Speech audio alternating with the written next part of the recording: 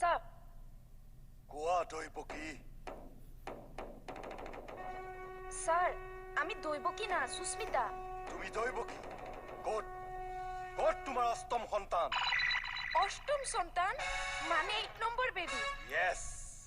sir আমার বিয়াই হওয়া নাই অষ্টম বেবি সর্বরা দিন আপনি কি হয়েছে এইবিলাক স্যার মই ঠিকেই কৈছো দিয়া তোমাৰ অষ্টম সন্তান মোৰ হাতত তুলি দিয়া